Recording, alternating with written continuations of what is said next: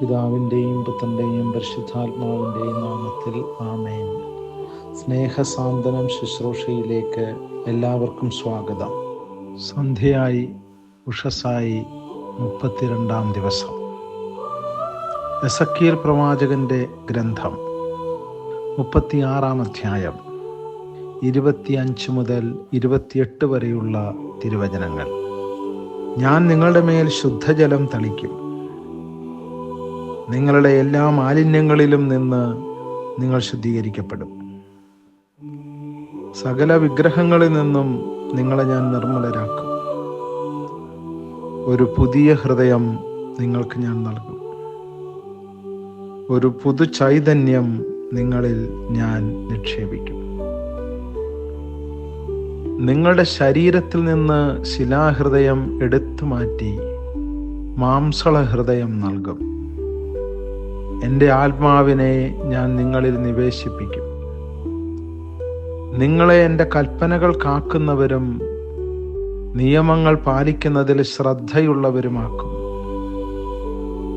നിങ്ങളുടെ പിതാക്കന്മാർക്ക് ഞാൻ കൊടുത്ത ദേശത്ത് നിങ്ങൾ വസിക്കും. നിങ്ങൾ എൻ്റെ ജനവും ഞാൻ നിങ്ങളുടെ ദൈവവും ആയിരിക്കും. കർത്താവിൻ്റെ വചനം. ദൈവത്തിന് നന്ദി. സ്നേഹിതരെ, ദൈവം നടപ്പാക്കാൻ പോകുന്ന നീതിയുടെ വിളംബരമാണ് എസെക്കിയേൽ പ്രവാചകനിലൂടെ ദൈവം നമ്മെ അറിയിക്കുന്നത്.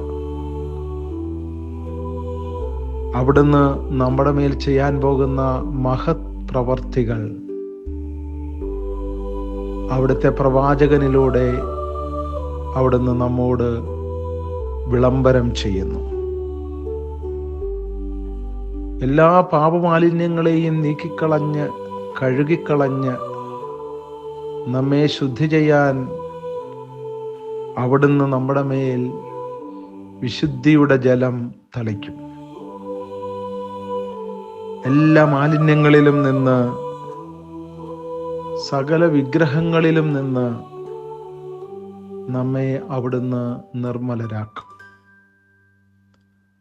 അവിടുന്ന് ഒരു പുതിയ ഹൃദയം വെച്ച് പിടിപ്പിക്കും. ശിലാതുല്യമായ കഠിന ഹൃദയം അവിടുന്ന് എടുത്തു മാറ്റി മാംസളമായ ഒരു ഹൃദയം വെച്ച് പിടിപ്പിക്കുന്ന ഒരു ആത്മീയ അഭിഷേകത്തിലേക്ക് കർത്താവ് നമ്മളെ നയിക്കും. തൻ്റെ പിതാക്കന്മാരോട് അവിടുന്ന് ചെയ്ത ഉടമ്പടി അനുസ്മരിച്ചുകൊണ്ട് തന്നെ അവിടുത്തെ ജനമായും അവിടുന്ന് നമ്മുടെ ദൈവമായും മാറുന്ന ആദ്യമുതലേ ഉള്ള ഉടമ്പടി അവിടുന്ന് ഉറപ്പിക്കും. അങ്ങനെ ദൈവം നമുക്ക് നൽകിയിട്ടുള്ള കൽപ്പനകൾ നമ്മൾ പാലിക്കുന്നവരും അവിടുത്തെ നിയമങ്ങൾ നമ്മൾ കാക്കുന്നവരുമായി രൂപാന്തരപ്പെടും. അങ്ങനെ അവിടുന്ന് നമ്മുടെ ദൈവവും നാം അവിടുത്തെ ജനവും എന്ന് അറിയപ്പെടും. ഇതാണ് എസെക്കിയേൽ പ്രവാചകൻ വഴി അവിടുന്ന് ചെയ്യാൻ പോകുന്ന മഹത് പ്രവൃത്തി. അങ്ങനെ നമ്മൾ ദൈവകൃപയിൽ ആനന്ദിക്കുന്ന ഒരു ജനതയായി നമ്മൾ രൂപാന്തരപ്പെടും. നമ്മുടെ ദേശത്ത് ദൈവത്തിൻ്റെ ഭരണം നിത്യകാലമുണ്ടായിരിക്കും. ദൈവം ഭരിക്കുന്ന ഒരു ജനതയായി നമ്മൾ രൂപാന്തരപ്പെടും. നമുക്ക് മറ്റൊരു രാജാവുണ്ടാവില്ല, മറ്റൊരു നേതാവുണ്ടാവില്ല, മറ്റൊരു രക്ഷകൻ നമുക്കുണ്ടാവില്ല. ദൈവമായിരിക്കും നമ്മുടെ രാജാവും നേതാവും രക്ഷകൻ. ഈ ഹൃദയ ആനന്ദത്തിലേക്കാണ് ദൈവം നമ്മെ ക്ഷണിക്കുന്നത്. ഹൃദയത്തിൻ്റെ ആനന്ദം അനുഭവിക്കാൻ അവിടുന്ന് നമ്മുടെ മേൽ വർഷിക്കുന്ന ഹൃദയ സാന്ത്വനത്തിൻ്റെ രാഗതാളഭാവലയങ്ങൾ അനുഭവിക്കാൻ നമ്മെ തന്നെ വിശുദ്ധീകരിച്ച് ദൈവത്തിൻ്റെ വചനത്തിനായി നമുക്ക് കാതോർക്കാം. ദൈവം നമ്മെ അനുഗ്രഹിക്കട്ടെ. ആമേൻ. നമുക്ക് പ്രാർത്ഥിക്കാം. ഞങ്ങളുടെ ദൈവമേ, ഹൃദയവിശുദ്ധി നൽകണമേ. മാംസളമായ ഒരു ഹൃദയം വെച്ച് പിടിപ്പിക്കണമേ. എൻ്റെ ജീവിതം ആനന്ദദായകമാക്കണമേ. എൻ്റെ ഹൃദയത്തെ അങ്ങ് സ്പർശിക്കണമേ.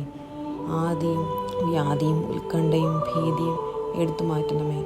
അപ്പോൾ ഞാൻ അങ്ങേ തൃക്കൺ പാർക്കട്ടെ. ആമേൻ.